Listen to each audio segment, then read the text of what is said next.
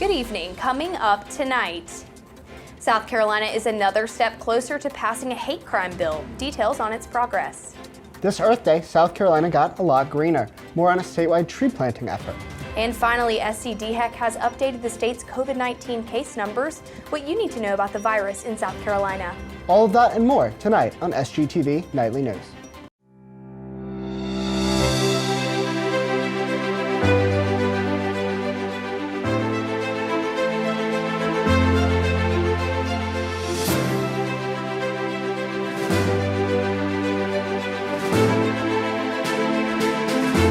Live from the Kennedy Greenhouse studio, this is SGTV Nightly News.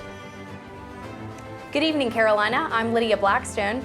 And I'm Will Kronsberg. Thanks for joining us tonight. South Carolina is one step closer to being the next to last state to pass a hate crime bill. A Senate Judiciary Subcommittee met on Wednesday to discuss putting higher penalties on such hate crimes. This bill would include crimes against someone based on their race, color, sex, gender, national origin, sexual orientation, or physical or mental ability. If this bill is enacted, in addition for jail time for whatever the crime is, also a fine of no more than $10,000 and a sentencing for up to 5 years. This bill has been passed in a subcommittee and now heads to the legislation of the full Senate Judiciary Committee. Former U.S. Congressman Joe Cunningham has entered the race to be South Carolina's next governor. Cunningham filed initial paperwork to run for the Democratic nomination, but has yet to make a full announcement of his campaign. Since being defeated by Nancy Mace in South Carolina's 1st Congressional District, Cunningham has hosted a podcast called Joint Resolution, in allusion to his pledge to reach across the aisle while in Congress. Cunningham will immediately become the frontrunner for the Democratic nomination to face incumbent Governor Henry McMaster. The campus COVID dashboard is now updated as of today. The total active cases are at 44, which is the same as yesterday's total. The percent positive rate is at 0.47%, which is down from the previous 0.69%. The alert level remains at new normal.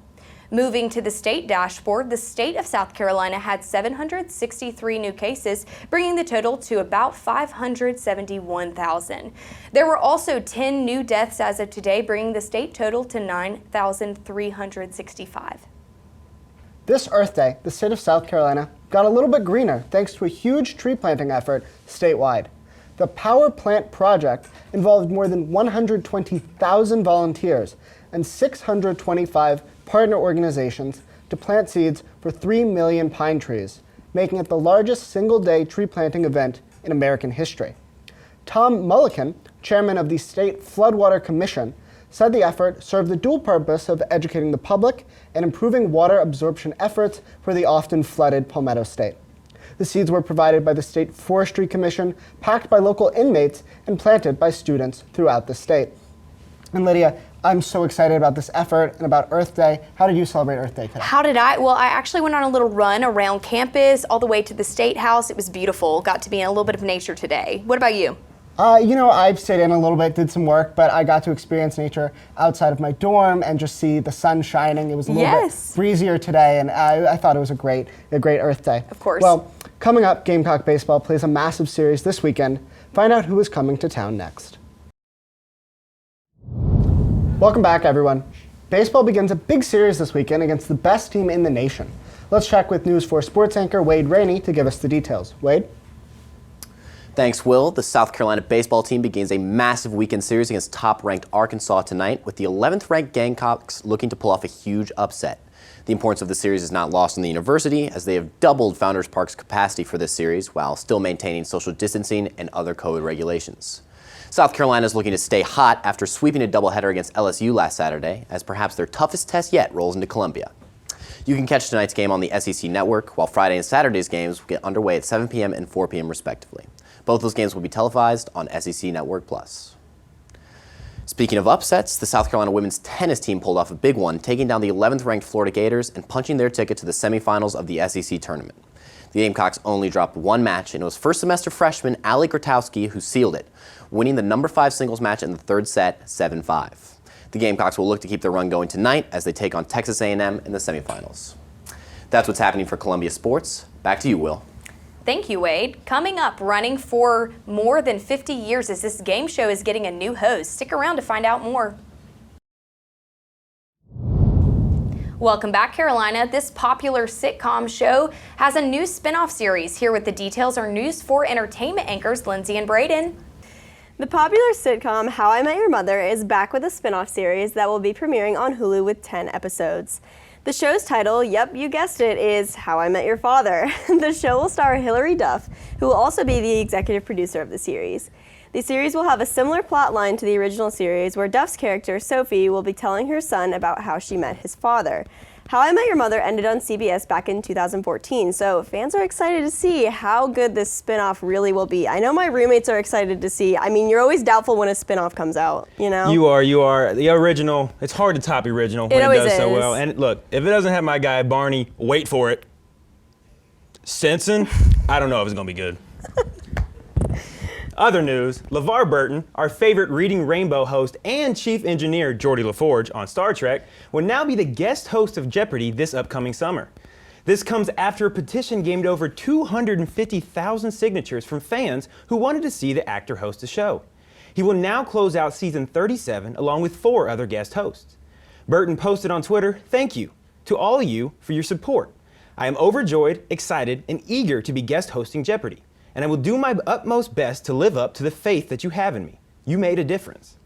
As of right now, we don't know if Burton is there to stay, but fans are definitely hoping that this will soon lead to a permanent spot. And I mean, Aaron Rodgers has been doing well, but I'm ready for my man, Burton. Yeah, I didn't even know it was a petition that got him like this spot. That's incredible that people actually had a say in like who is hosting Jeopardy. Without a doubt. And I'm hoping he brings those his reading Rainbow Lions with him. You know what I'm talking about? I know exactly what you're talking about. Oh, I used to watch that when I was little, all the time. It was a banger. Well, that's all we have for you tonight. Back to you. Thanks, Brandon and Lindsay. Coming up after the break, meteorologist Caden Dinkins will let you know what to expect for this week's forecast, so don't go anywhere. Welcome back, everybody. I'm meteorologist Caden Deakins. Let's jump right into the weather headlines for this week. So we do have a mostly sunny day tomorrow, but then we have a 90% chance of precipitation Saturday as well as some storms, and then higher temps start on Sunday, and then we have a mostly clear weekend ahead. Now, the state highs today, we did have a very cool day in South Carolina. In Columbia, it was fairly windy, and you actually had to wear a jacket outside unless you were in the sun. So we had a nice 64 in Columbia, 64 in Orangeburg. We had 63s in Sumter and Florence, and then as well as Charleston, a little bit cooler in Myrtle Beach at 60, 62 in Hilton Head, and then a little bit cooler up on the upstate in 63 in Greenville, 61 in Greenwood and Rock Hill. Now, right now in Columbia, South Carolina, it is a 64, that peak that we just talked about. It feels like 62. Winds are going west at 6 miles per hour with a humidity of 21%, but it is clear and cool. Now, this week, so like I said, Friday is mostly sunny with a high of 73 and a low of 53. And then Saturday, we see those showers peak up at a 90% chance with some storms as well with a high of 73 and a low of 56. And then Sunday, it starts warming up just a little bit to 77 with a low of 49. And then Monday, I'm going to pull a Frank Martinez here and do a man, oh man, for Monday, Tuesday, and Wednesday because it is sunny and nice outside. So we have a high of 79 and a low of 52. And then Tuesday, it's a high of 84 and a low of 57. And on Wednesday, man, is that a nice day outside, high of 86 and a low of 60. Well, for the last time here on Nightly News, I'm Caden Deakins with your weather. Make sure to stay tuned for tonight's edition of Carolina Canines. And finally tonight's edition of Carolina Canines features Little Miss. The picture was sent in to us by our very own Eliza Pearl Philpott.